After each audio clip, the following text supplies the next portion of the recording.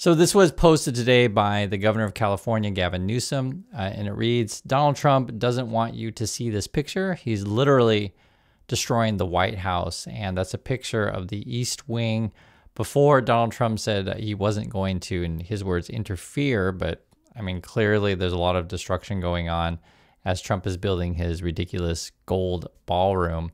And unfortunately, this is what it is. I'm just telling you the truth on this stuff. But there's a lot of stuff out there that is awful that Donald Trump doesn't want you to see. And that's what we're going to look at because it's important to have real conversations about these things. This is happening right now in New York City. Basically, ICE is cracking down. I think they went to Chinatown, if you're familiar with New York City, and started going after street vendors. I think that's what their goal is here.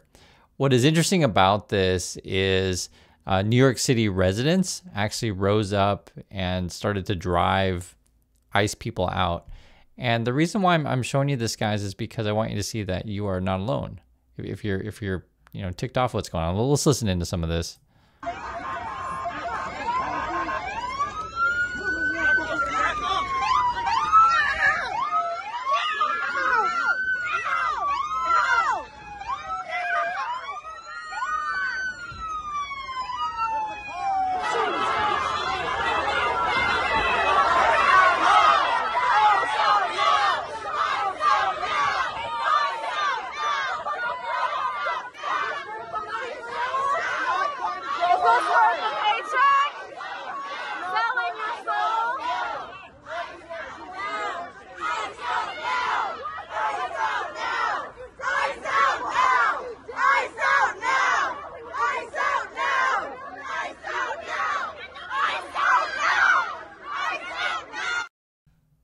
And you're going to start to see a lot more scenes of this, right? ICE out now, where regular people just stand up and say, hey, you're not going to be attacking our neighbors. I also want you to see this. And I used to live in New York City, so I know these areas. I know how the people are. I know how Americans are, right? There are definitely Americans who will stand up for their neighbors. This is a representative here. It says, no one is above the law, not ICE, not CPB, and not Donald Trump. Listen to what he has to say. And essentially what we're looking at here is we're going to have a dispute between Trump's ICE goons and local authorities. Let's see what they say. I sent a letter last week to NYPD Commissioner Jessica Tisch to warn her about what is likely coming to New York City, because we've seen it around the country. Amid increased immigration enforcement by the Trump administration, some local elected officials are asking the NYPD to arrest or even charge federal agents who they say are detaining people illegally. A couple of weeks ago, a woman named Monica came to my office, fled to my office across the street with her 2 young children after she was assaulted by an ICE officer in this building. Like this case from a few weeks ago when a woman was seen on camera being shoved to the ground at 26 Federal Plaza. She hit the back of her head. She had a huge bump on her head. She had to go to the hospital. The Department of Homeland Security initially suspended the agent with Immigration and Customs Enforcement, but later reinstated him. Democratic Congressman Dan Goldman says the ICE agents acted illegally. In a letter, Goldman asked Police Commissioner Jessica Tisch to arrest and even charge federal agents who break New York's laws, saying, quote, I write to request that the New York City Police Department be prepared to strictly enforce state and local laws in order to hold federal agents accountable for any unlawful actions they engage in, including potentially through arrest and prosecution for felony violation. So I think this is actually going to be a thing, right? Why couldn't local police arrest ICE people if you're assaulting, right, local, residents without ID? And talking about the ICE people come without ID, without identifying yourselves. They're running around with masks, and it just feels like this is absolutely insane. And we need some, sanity back into the world. I think you may see some more local authorities do this. I don't see why not at this point. Because look at this. This is something that is an occurrence. So this is from Chicago. They say the ICE is on the north side of Chicago. Have a watch of this interaction. Everyone's going to be notified. Giving you your warning, okay? You have one. A warning for what? For impeding and I'm not You're impeding impeding anything. in our operation, ma'am. I am not.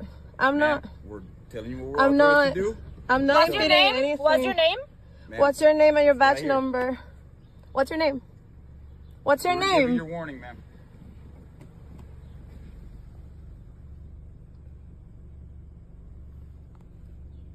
Okay, where are we? Estamos. See that kind of thing, right?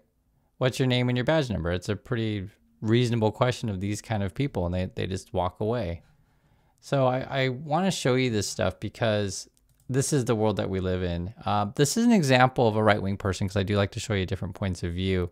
And we're in an era where you can check everything. So for example, this guy, his name is Matt Walls. He says, people are expressing outrage after a United passenger plane flew dangerously close to a crowd of pedestrians. Okay, that's what Matt says. So let's watch a little bit of the video here. Oh my God, it's coming right for us! This is San Francisco, people watching the plane, right?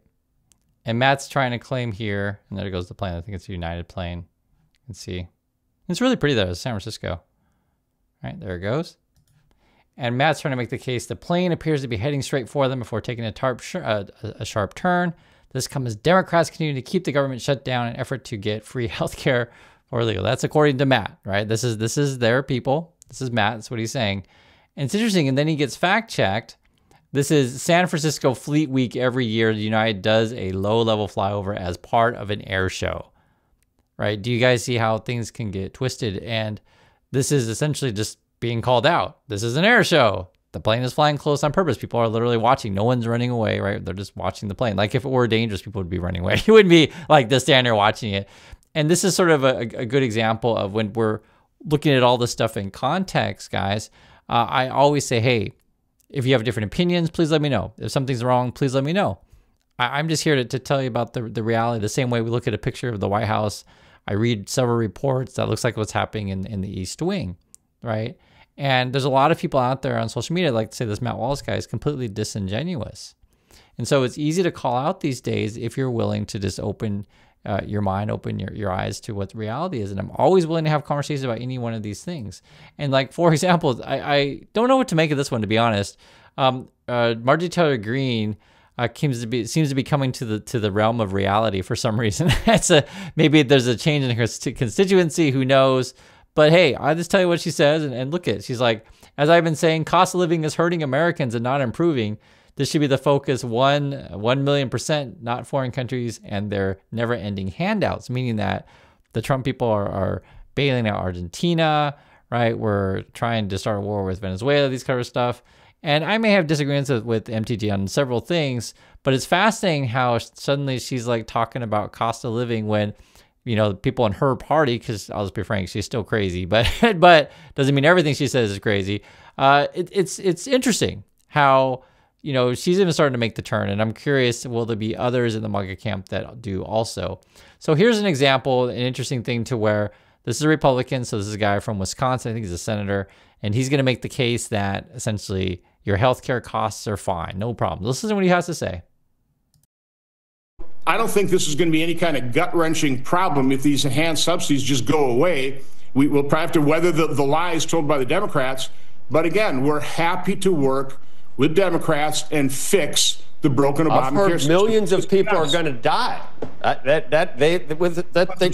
They've said millions of people will die if these subsidies aren't renewed, enhanced. They said Democrats say all kinds of things that aren't true. I mean, I got that, and it does scare people because a lot of people in the legacy media carry their water, amplify their falsehoods. I got that. That scares a lot of Republicans as well. And so here's the question. This is the current world that we live in. You have one side in this example. I'm just having a conversation with you guys. Senator Ron Johnson will say, okay, that's just fear-mongering by Democrats, that your health care is going to be fine, etc.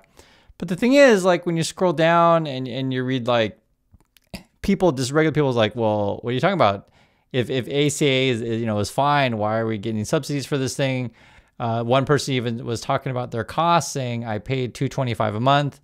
Deductible is $320 today, but it's probably going to go up. And listen to, for example, this is a couple from Oregon. This is my home state, I think.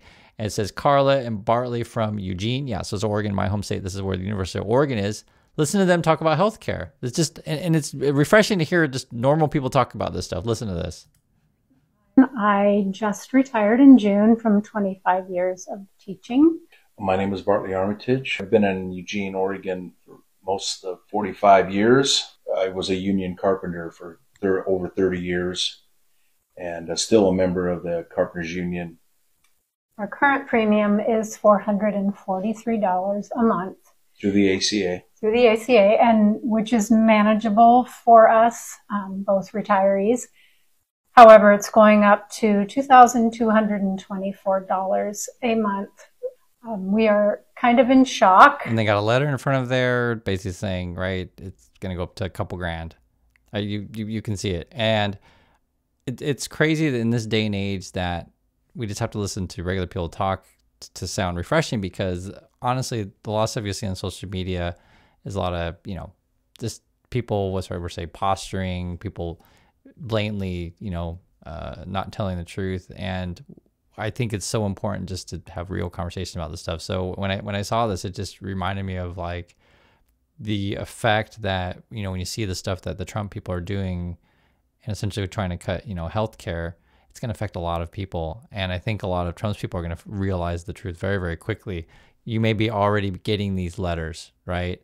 So let's listen to more what they have to say. And it's frustrating, but I think we have to address this stuff, right? What is really happening to people.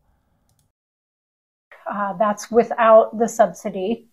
With the subsidy, it's manageable for us. We still live paycheck to paycheck, but it's manageable. The Affordable Care Act, we sort of counted on that in the interim period as retirees to sustain our health care. Without the subsidy, we honestly don't know what we're going to do. Without the subsidy and with that kind of increase, it's like buying another house and trying to pay for two houses at the same time. Yeah, so we don't know what we're going to do exactly. We don't know how we're going to have some health insurance and be able to afford it on a monthly basis. The thing that gets me the most is that both of us have worked our whole lives. I always had faith that our government would, when we retired. The government, that our leaders would have a heart and try to find a way to help everyday Americans. What I would say is this government should be about we the people, not about some. And her point was, the way Donald Trump operates is he's just trying to help just the billionaires, right? And essentially, this is a thing that many households are going to be facing, where your healthcare costs are probably going to go up. And you may have already gotten a letter. And I always ask you guys the same stuff when we have these conversations is, what's your experience in your community, right? Because people in Oregon may have a different experience than yours. It's what I want to hear. Have real conversations about these things. What's the cost? We're hearing, though, that if you're on SNAP, your food benefits will run out. Ron Wyden, so this would be my senator, saying going to run out 9 days. And then while that's happening, Trump is building his ballroom. And so Gavin Newsom, that's why I shared this picture today of why Trump doesn't want you to see this stuff. That's why they told their people, don't share these pictures on social media, but it's happening. We can see it. And this is essentially what's happening at the White House is a representation of what's happening to many people out there struggling in Trump's economy. And it's frustrating when, Trumpers, and that's why I use the example of the airplane guy, right? The United Airplane guy who tried to misrepresent stuff on purpose. It's just completely disingenuous. And if whatever outlet you watch or channel you watch, or whatever, right, if they repeatedly do that kind of stuff, right, you should just wake up. That's all I have to say. Just wake up and hang out with people they're willing to talk about reality. We may have different opinions on various things, but I'm just talking with you guys about this stuff. And that's why I ask you all the time, what's going on in your neck of the woods? I always say that. I want to hear about, healthcare costs. Have you gotten letters? Because everyone's going to be in a different situation. Everyone's situation is going to be different. But that's part of how we can figure out how to make this all work together, is actually listen to each other and be honest about this stuff. And in my opinion, I wish this is the things that we were talking about. Okay, first, let's, what are real costs that people are facing? What are some actual ways that we can solve it for said people? If you watch any of the Trump stuff, they just act like there's no problem at all. The whole thing is crazy, to be frank. And then it's all built on, for Trump's point of view, hey, I'm just going to get as many bribes, sell my crypto coins or whatever, and destroy the White House. I mean, literally see it right in front of your eyes.